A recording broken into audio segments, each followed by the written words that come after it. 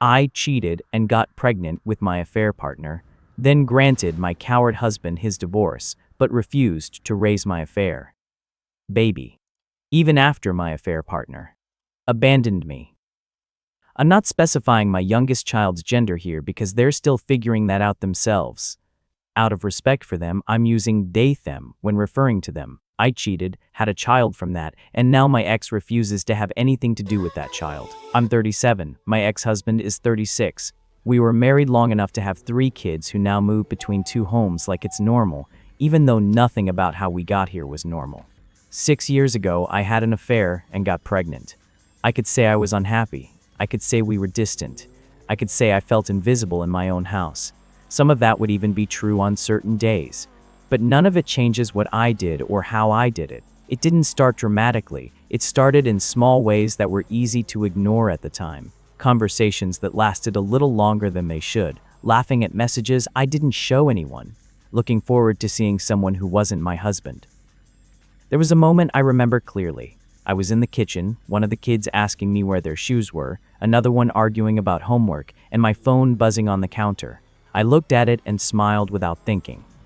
My husband noticed. He didn't say anything right then. He just looked at me a second too long. That look comes back to me sometimes. Things crossed a line not long after that. I told myself I would stop. I didn't. I told myself I'd tell my husband. Не-не-не, I подожди, didn't. братан. I told myself it Куда-то, wasn't serious. блядь. That was the lie I held on to the Такое. hardest. When I found out I was pregnant, I knew immediately there was a chance the baby wasn't my husband's. I remember sitting in the bathroom staring at the test, feeling like everything had already collapsed but nothing had actually happened yet. The house was quiet. My husband was in the living room with the kids. Someone laughed at something on TV. It sounded far away, like it was happening in на самом another деле, house. телефон. I didn't Телефон. confess right away. That's another part that matters. He found out before I told him. I still don't know exactly how much he knew when he confronted me, but it was enough. There was no long conversation, no back and forth. He asked questions. I answered some. I avoided others. He went very still in a way that scared me more than if he had lost his temper. Within days, he was talking to a lawyer. The pregnancy slowed everything down legally, but emotionally, it was over almost immediately. I moved out before the baby was born, not in some dramatic scene. It was quiet and practical. Boxes, bags, dividing things that used to belong to both of us. The kids watched more than I wanted them to. They kept asking where I was going, when I was coming back, and why I wasn't staying. I didn't have good answers. I said things like, "It's just for now, and we're figuring things out." Even as I said them, I knew they weren't real answers. The other man was still around at that point. He stepped into a role that looked like support on the outside. He helped me move. He stayed over. He talked about the baby like it was something we were building together. For a while, I leaned into that version of things. It felt easier than sitting alone with what I had done. When the baby was born, reality caught up in a way that couldn't be avoided anymore. My ex came to the hospital briefly, not to support me, to see what needed to be done legally. He stood near the foot of the bed, not close. He looked at the baby once, then at me, then started asking about paperwork. I remember feeling angry in that moment, which makes me cringe now. I had this irrational expectation that he would still show some kind of softness. Instead, everything about him was shut down. The test confirmed what everyone already suspected. He wasn't the father. His name came off the birth certificate. The biological father's name went on it. That should have been the clean breakpoint. It wasn't. Because we still had 3 children together, we ended up with shared custody.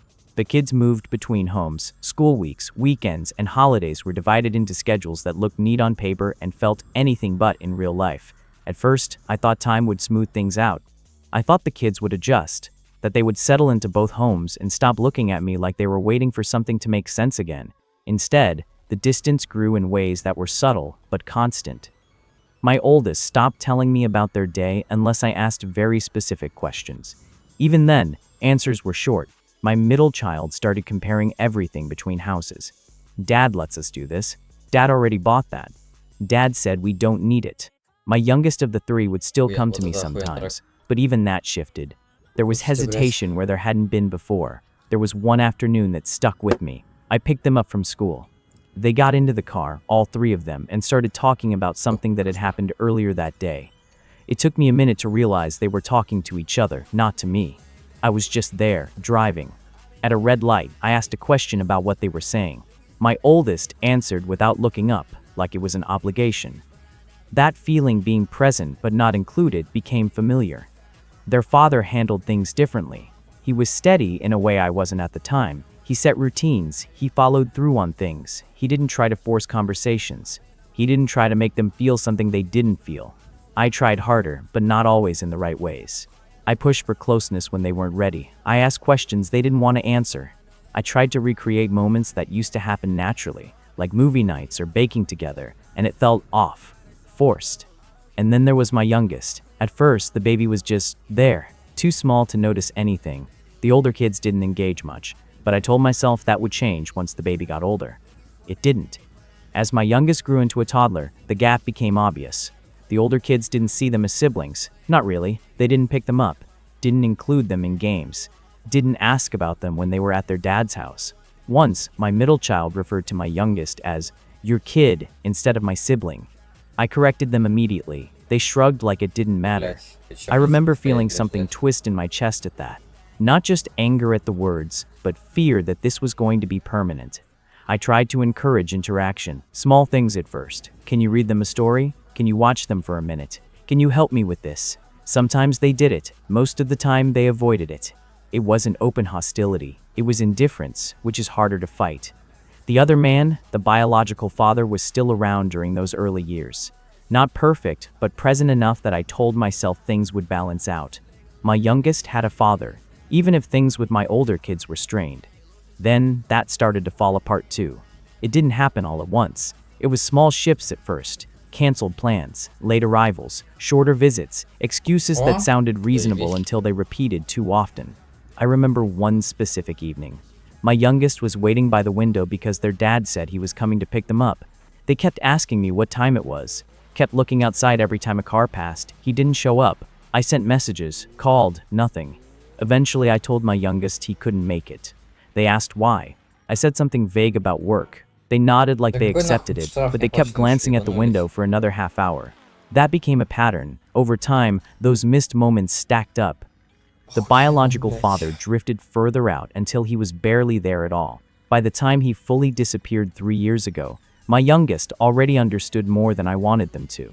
That's when I started looking at my ex differently. Not as my ex-husband, not as the person I hurt, but as the only consistent father figure my children had.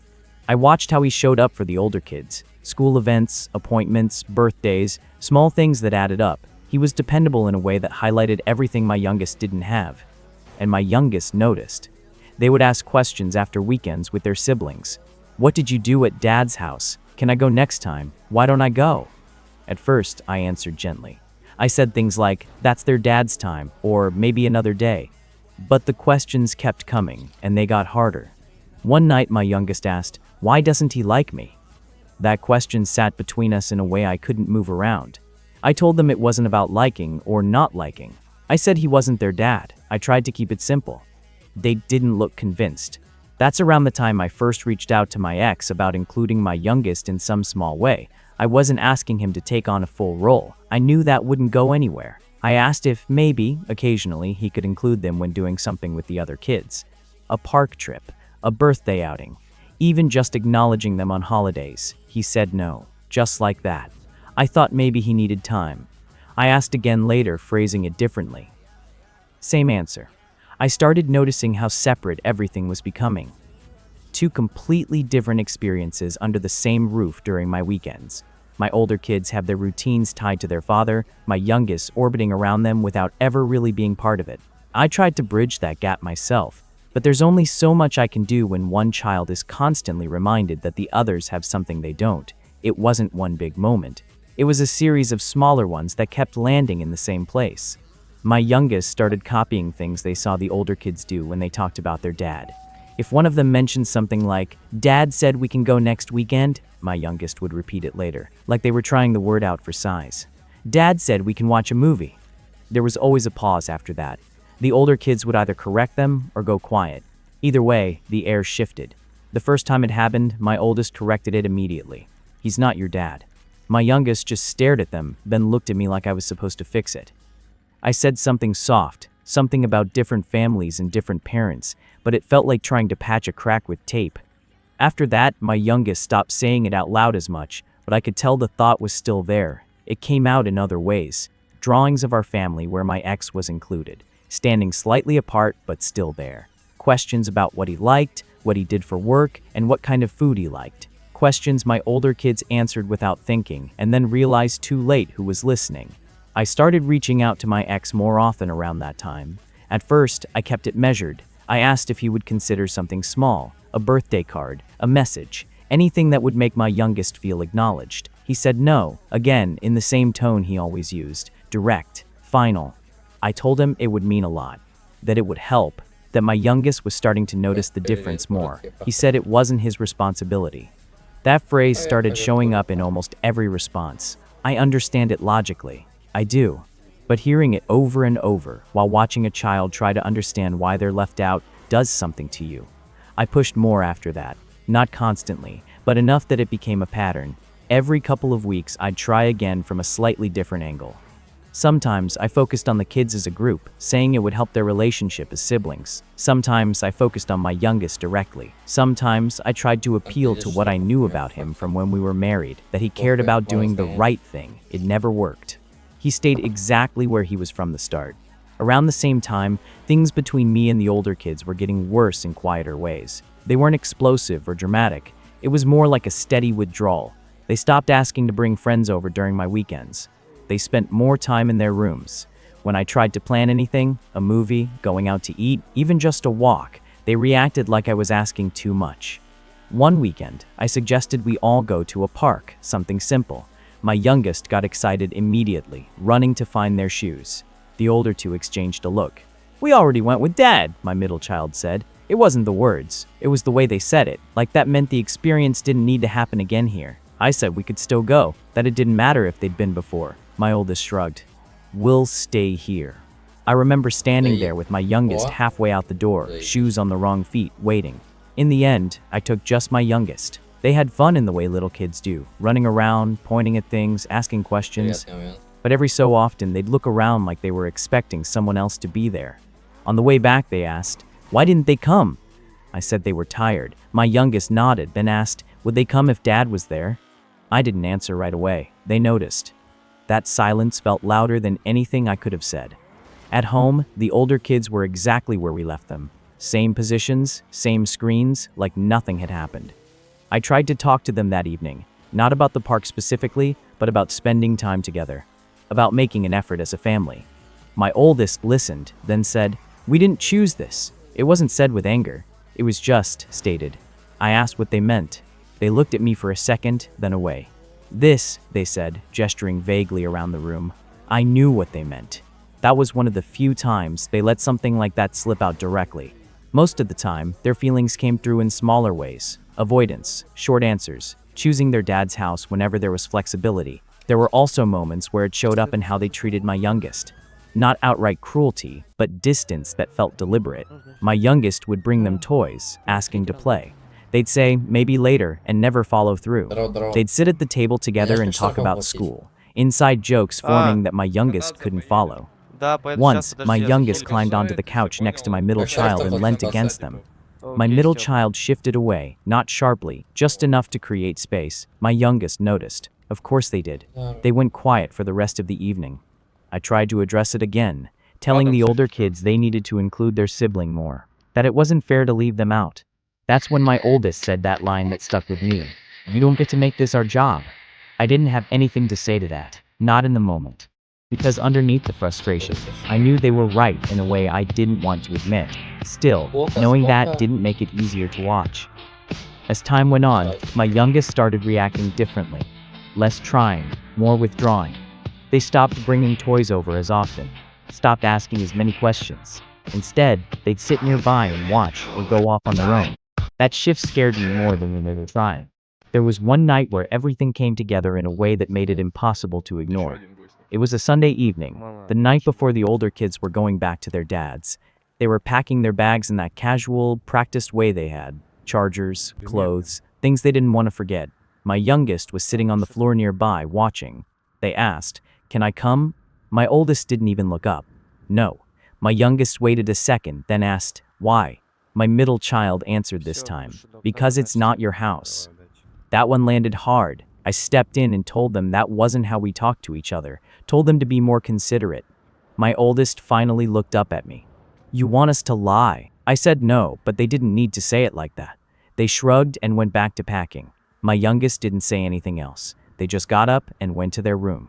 Later that night, I found them sitting on their bed, holding one of the older kids' old toys that had been left behind months ago. They asked me if they could keep it. I said yes, of course. They held on to it like it meant something bigger than just a toy.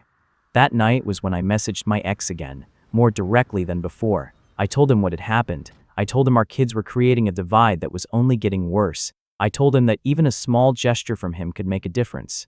His response was the same as always, but with an added line. He said he had asked the kids if they wanted more interaction with their sibling, and they had said no. He said he wasn't going to override that. I read that message over and over because that meant he wasn't just refusing himself. He was reinforcing their choice. After that, something in me shifted from asking to pushing. I started bringing it up more often. Not every day, but enough that it was clearly something I wasn't dropping. I suggested compromises, short visits, shared outings in neutral places. Even just being present at events where all the kids were already there. He turned all of it down. At some point, I crossed into anger more openly. I told him he was acting like a good person while ignoring a child who was right in front of him. I told him he was setting an example for our kids that would follow them into how they treated people later on. He didn't engage with that part at all. He kept his responses focused on the same point. His responsibility was to our shared children. That was also around the time my situation started falling apart financially. It didn't happen overnight. It was a slow unraveling. Work became unstable. Hours changed. Then I lost the job completely. I tried to find something else quickly, but nothing lined up the way I needed it to. Rent started becoming harder to manage. Bills piled up in ways that didn't leave room for error. I cut back on everything I could. Groceries got simpler. Outings stopped entirely. I told the kids we were staying in more, trying to make it sound like a choice. The older kids noticed immediately. They started bringing more things from their dad's house, food mostly. Snacks, leftovers, things they didn't want to go without. They didn't say anything about it, but it was obvious. My youngest noticed too. One afternoon, they asked why the older kids always had better food. I said it wasn't better, just different. They didn't look convinced. That's when I started reaching out to my ex about practical things as well. Not for myself, but for the kids. Or at least, that's how I framed it. Sometimes I asked if he could send extra food when they came over. Sometimes I asked if he could help cover something specific. And sometimes, mixed into those messages, I would bring up my youngest again. He responded to the parts about our kids. He ignored or refused anything related to my youngest. At one point, he included a list of local resources I could contact for assistance. I stared at that message for a long time. It felt like being redirected instead of helped, even though I knew, logically, that he wasn't obligated to do anything more. But logic doesn't help much when you're trying to stretch groceries across a week and explain to a child why something they saw last month isn't happening again. Eventually, things got bad enough that custody was brought back into court. I knew I was in trouble before anyone said it out loud. It was in the questions I was asked. How steady my income was, what my living situation looked like long term, how I planned to manage school routines, healthcare, and basic consistency. I had answers, but they sounded thinner every time I heard them. My ex didn't need to say much. His life, at least from the outside, looked stable. Same job, same house, same routines. The kids had their own spaces there. Their schedules made sense there. I hated how obvious the comparison felt. When the decision came through and he was given primary custody, I felt like something inside me dropped out completely. I still had time with them, every other weekend, but it wasn't the same. It wasn't even close. The first weekend after that change felt different in a way I wasn't prepared for. Before, when they came to me, it was part of a shared rhythm. Now it felt like they were visiting. They brought more things with them than usual, not just clothes, chargers, books, specific snacks, things they didn't want to be without. They moved through the space like they were adjusting instead of settling in. My youngest was excited at first. They always were at the start of those weekends. They waited by the door before the older kids arrived, asking what time it was and asking if they were close.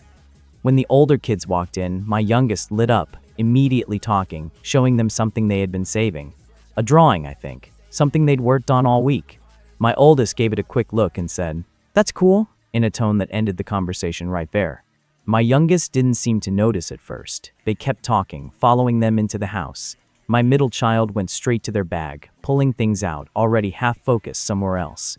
I stood there watching it unfold, feeling like I was watching two different worlds overlap without actually connecting. That weekend set the tone for the ones that followed. The older kids settled into a pattern quickly. They'd arrive, spend most of their time in their own spaces, and leave again. They weren't disruptive. They weren't openly rude. They were just elsewhere, even when they were physically there. And my youngest kept trying to bridge something that wasn't meeting them halfway. At first, I tried to manage it more actively. I set up activities, board games, baking, things that required everyone to be in the same place. Sometimes it worked for short stretches. More often, it felt forced. The older kids would participate just enough to get through it, then drift away again. One weekend, I suggested we all cook dinner together. Something simple. My youngest got excited immediately, dragging a chair over to the counter to help. My oldest sighed, not loudly, but enough that I heard it. Do we have to? I said yes, that it would be good to do something together. They went along with it, but the whole thing felt off. My youngest tried to hand them things, talk to them, and be included. The older kids responded in short bursts like they were checking boxes. At one point, my youngest spilled something. Not a big mess, just enough to require cleaning up. My middle child stepped back immediately. Watch it. It wasn't harsh, but it wasn't gentle either. My youngest froze for a second, then started apologizing over and over. I stepped in and told them it was fine, accidents happen. But the mood had already shifted. The rest of the evening carried that tension quietly. Later that night, after the older kids had gone to their rooms, my youngest asked me, "Do they not like me?" It wasn't the first time they'd asked something like that, but there was something different in how they said it. Less confusion, more expectation. I told them it wasn't that simple, that their siblings were still adjusting, that things would get better with time. Even as I said it, I didn't fully believe it anymore. Around this time, my youngest started asking more direct questions about their father. Not the biological one, the one who had already faded out of their life, but my ex. Why doesn't he come here?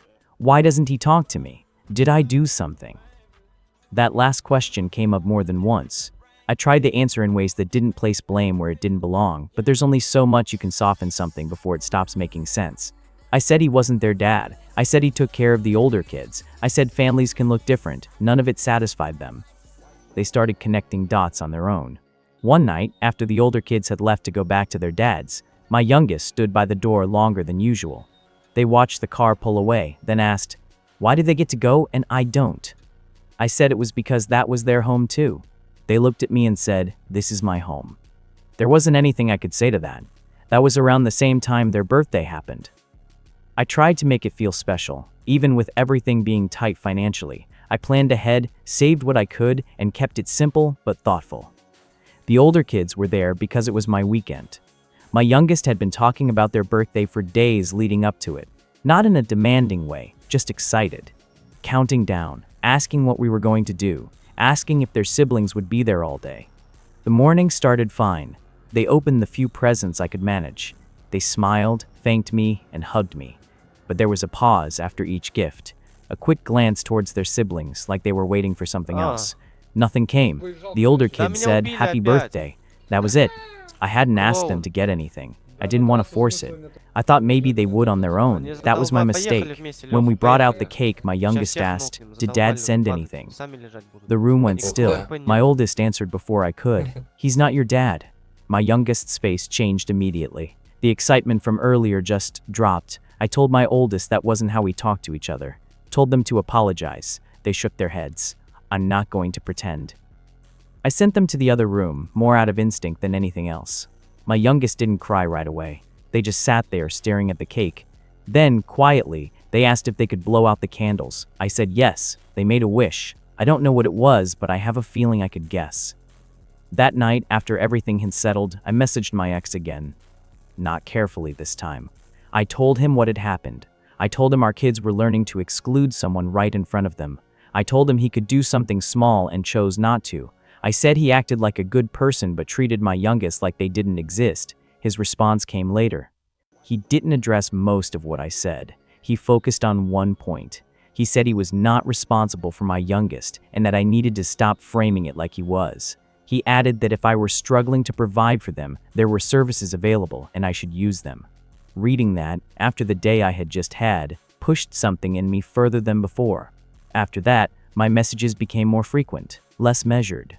I started pointing out specific situations, moments where my youngest was affected. I told him his refusal wasn't neutral, it had an impact. He stayed consistent, short replies. No engagement with anything beyond the legal reality. At one point, I told him I would let him adopt my youngest. I didn't plan to say it, it came out in the middle of everything else. I said if he cared about stability, if he cared about the kids having a consistent environment, then this was a solution. He responded that he wasn't interested and that I shouldn't bring it up again. That was it. After that, something shifted again, but this time it wasn't just between me and him. It was in how my youngest started seeing things. They stopped asking if they could go with their siblings. They stopped asking if my ex would ever come around. Instead, they started asking different questions. Why don't they want me there? Why don't they talk to me? Am I part of the family? That last one is the one that stays with me, because I don't know how to answer it in a way that feels true from their perspective. I tell them yes, of course I do, but I also see what they see, the separation, the difference in how they're treated, the absence where something should be. And now, more recently, the messages between me and my ex have got worse. I've said things I probably shouldn't have. I've accused him of being cold, of setting a bad example, of ignoring a child who didn't choose any of this. He's kept everything saved. I know that. He doesn't say it, but I know. Part of me doesn't even care anymore if it ends up back in court. Another part knows I can't afford that, in more ways than one. But every time my youngest asks another question I can't answer cleanly, I feel that frustration build again. Because at the end of all of this, there's a child who only has me. And I'm trying to be enough while also knowing exactly why that might not feel like enough to them. So now I'm here, asking this. Am I wrong for expecting my ex to show even a small amount of care towards my youngest? Or am I pushing something that was never going to happen no matter what I say or do? You're asking him to parent the living proof of the affair that ended his marriage. Your youngest is innocent, completely. But your ex is also allowed to protect himself from being pulled into that pain forever. A birthday card sounds small to you because you're seeing your child's face. To him, it's probably the first brick in a bridge he never agreed to build. The harder truth is your older kids aren't being cruel. They're refusing to clean up an adult mess. They lost their original family, watched you have another child, then got asked to emotionally absorb that child so everyone could feel less awful. Your youngest needs support. Therapy, school counselor, support groups, maybe child support enforcement against bio-dad if possible. But your ex is not the replacement part. You created a wound, and now you're angry. He won't bleed in a way that benefits you. I actually feel awful for every child here. Your youngest is standing there with their nose pressed against the glass, watching 3 siblings have a dad, and that is heartbreaking as hell. But your 3 older kids are also kids. They are not bonus parents. They are not emotional service siblings. They don't owe closeness because you want the house to feel less broken. You keep saying small gesture, but kids don't experience that stuff as small. If your ex sends one gift, your youngest will hope for another. If he takes them once, they'll ask why not again. Then your older kids will feel like even their dad got folded into the affair aftermath. That's not healing. That's spreading the damage around. The bio-dad is the biggest coward in this story, honestly. Go after him, legally, financially, whatever way is available. Stop knocking on the door of the man who already told you no. You're still minimizing what you did, even now. You didn't just make a mistake. You had an affair, got pregnant, blew up your marriage, and permanently altered your kids' lives. That's not a rough patch. That's a chain reaction that's still hitting everyone years later.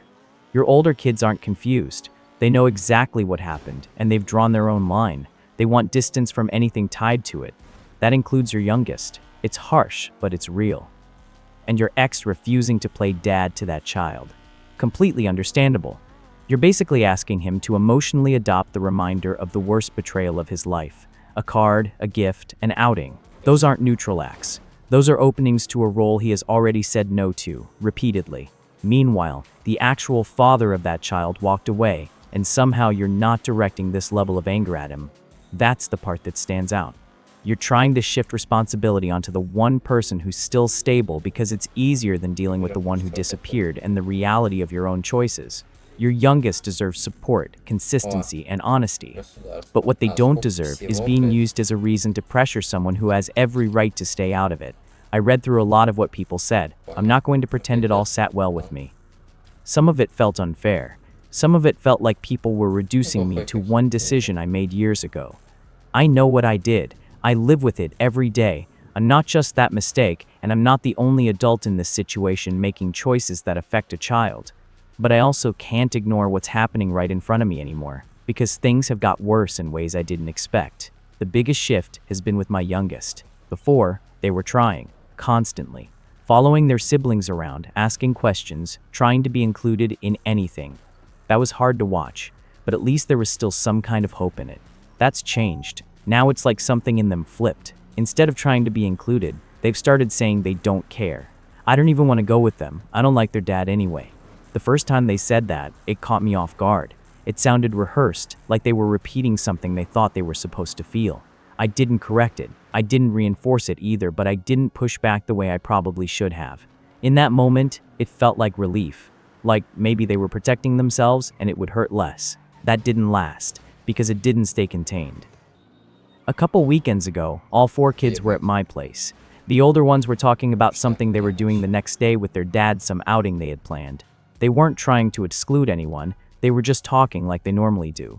My youngest cut in and said, "I wouldn't go even if he asked me." The room went quiet. My oldest looked at them and said, "He wouldn't ask you." My youngest immediately got defensive. Started saying they didn't care, that they didn't want to go anyway, that their dad, meaning the biological one, would do better things. That's when my middle child snapped a little and said, "You don't even have one." I stepped in at that point, but the damage was already done. My youngest went to their room and didn't come out for a long time. Later that night, when I checked on them, they didn't cry. That's the part that scared me. They just asked if they could sleep in my bed. They haven't asked that in a long time. Another thing that's been happening is they've started picking at things that connect to their siblings. Not in an obvious way. Small things. One of the older kids had left a hoodie at my place a while ago. My youngest used to wear it sometimes because it made them feel closer to them. Last weekend, I found it stuffed at the back of the closet, inside out. I asked about it. They shrugged and said they didn't want it anymore. Then there was a drawing they had made of all 4 of them. They used to keep it on their wall. I found it in the trash, ripped in half. When I asked why, they said it wasn't right. I didn't know what to say to that. Things with the older kids have also got worse, but in a different way. They're not just distant anymore. They're more direct. There was one moment that I can't stop thinking about. I had tried to plan something simple again. Just dinner together, no pressure, nothing elaborate. I thought maybe keeping it low-key would make it easier. During dinner, I asked if we could take a picture together. Just one. I said it would be nice to have something with all of us. My oldest immediately said no. I asked why. Not aggressively, just trying to understand. They said, "Because this isn't what you think it is." I asked what that meant. They looked at me for a second and said, "This isn't a family like you keep trying to make it." That hit harder than I expected. I told them we are a family, that we're all connected whether they like it or not. They didn't argue, they just didn't engage anymore. My youngest heard all of that. They didn't react right away, but later that night they asked me, "Are we actually a family or just pretending?"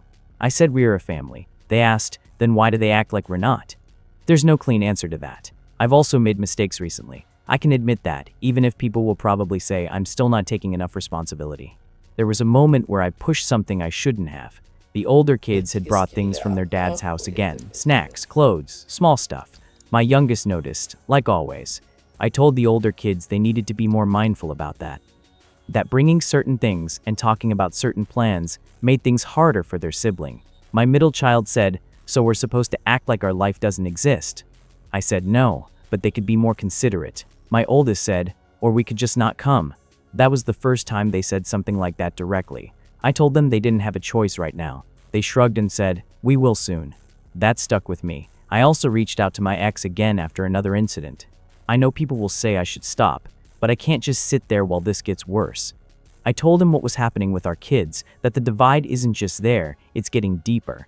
I told him our youngest is starting to internalize things in ways that aren't healthy. I asked again if he could do something small, even just acknowledging them in some way. He said no, same as always. I pushed harder this time.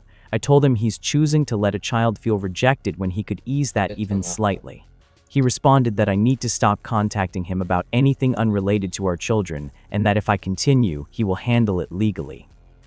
There's something else that happened that I haven't told anyone yet. My youngest overheard more than they should have. I don't know exactly how much, but I know enough. The older kids were in the living room talking. They didn't realize my youngest was nearby. I was in the kitchen, so I heard parts of it. My middle child said something like, "It's not our fault she did that." And my oldest said, "Yeah, but we have to deal with it anyway." My youngest walked in right after that and asked, "Did you do something?" Everything went quiet. My oldest tried to brush it off, but my youngest kept asking. Not aggressively, just confused. Later that night, they asked me directly, "Did you do something bad?" I tried to explain it in a way that didn't put everything on them, but also didn't lie completely. I said I made a mistake that hurt people. They asked, "Is that why I don't have a dad?" I didn't answer right away. They took that as an answer. Since then, they've been different with me too. Not distant exactly, but more aware. Like they're connecting things in a way they weren't before. A couple nights ago, they said something that I haven't been able to shake. "You're the reason everything is weird." They didn't say it with anger, just like they were stating something they figured out. I told them it's more complicated than that. They said, "It doesn't feel complicated." I didn't know what to say. And despite all of this, I still don't think I'm wrong for wanting my youngest to have more than this. I understand my ex's position, I really do, but understanding it doesn't make it feel any less cruel from where I'm standing. Because at the end of the day, I'm watching a child try to figure out why they're the only one left out, and I'm supposed to just accept that this is how it stays. I don't really know why I'm writing this again. Maybe because there's no one left to say it to. Things are different now. Not better in the way people like to imagine when they say, "It gets better." Just different, quieter in a way that doesn't feel like peace. I did change things after my last post, not because of what people said exactly, but because I couldn't ignore what was happening anymore. I got a more stable job. Not great, but steady. Same hours, predictable income.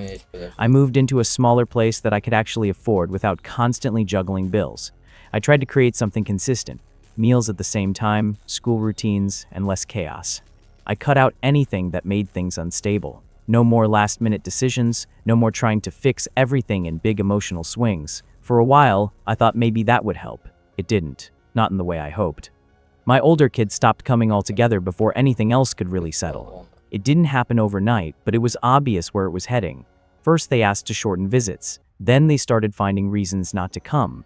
Eventually, it went back to court, and their dad pushed for reduced or supervised contact. He didn't have to try that hard. They spoke for themselves. Hearing your own children explain why they don't want to be around you is something I don't think I'll ever get used to. There wasn't yelling or anything dramatic, just calm, clear answers. They said they felt uncomfortable, that things felt tense, that they didn't feel like they belonged there.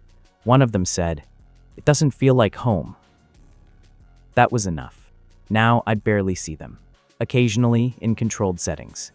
Short, careful conversations that feel more like obligations than anything else.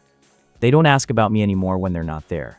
I know that because I stopped hearing anything back through anyone else. And my ex, he doesn't engage beyond what's required. Everything is formal now, structured. No room for anything personal. I used to be angry about that.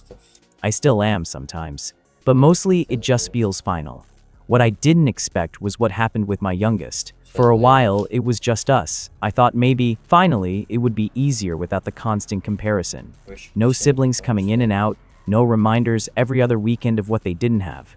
I thought I could rebuild something with just the two of us. And for a short time, it almost felt like that. They were calmer, less reactive. They stopped asking about their siblings as much.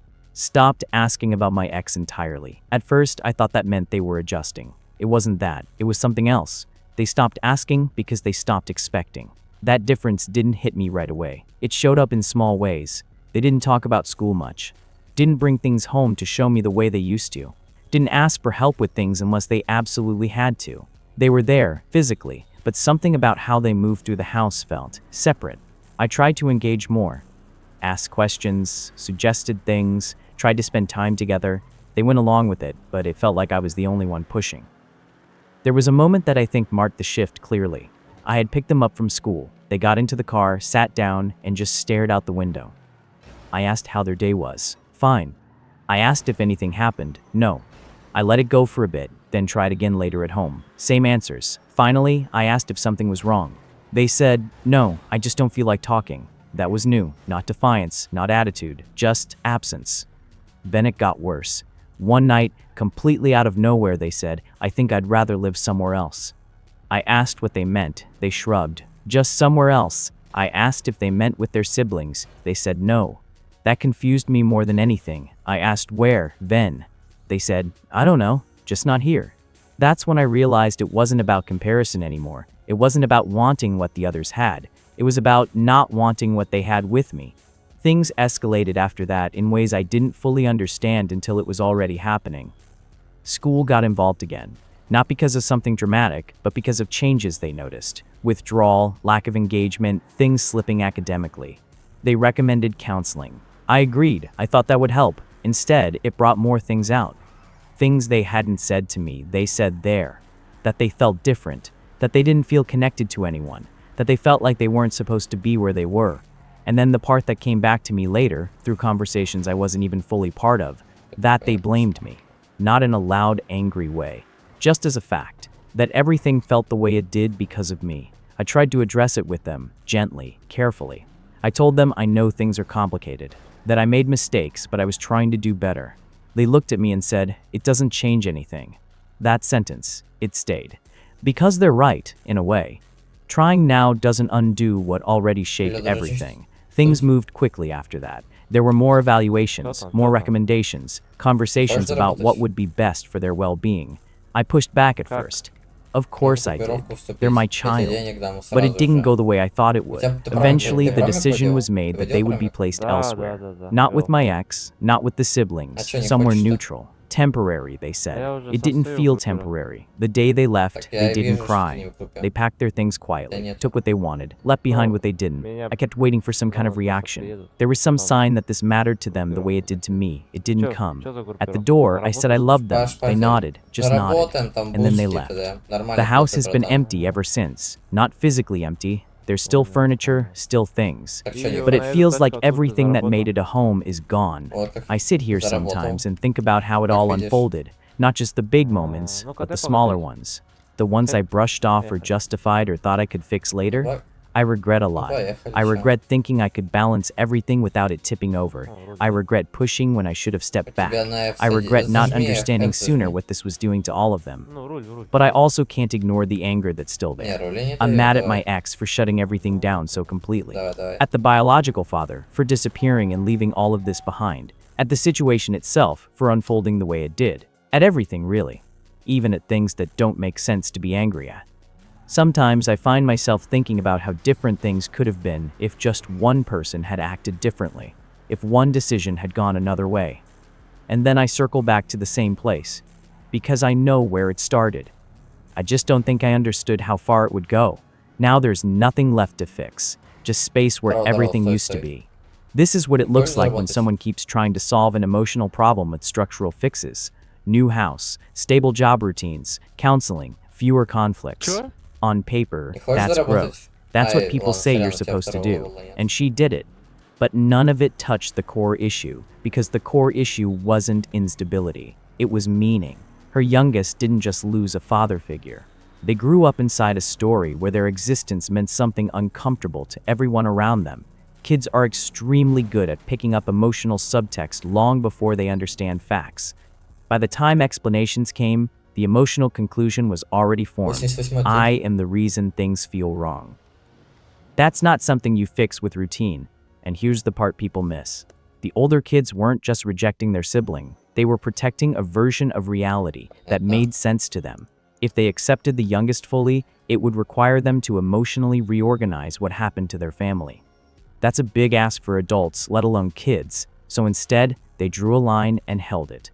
The mother kept trying to erase that line. Not maliciously, not even consciously, but every, let's take a picture, every, be more inclusive, and every push for shared moments was an attempt to force a version of reality that didn't match what the others were actually experiencing. And kids can feel that disconnect instantly. That's why the youngest eventually stopped asking and started withdrawing. Not because they gave up on connection, but because they realized connection in that environment came with conditions they couldn't meet.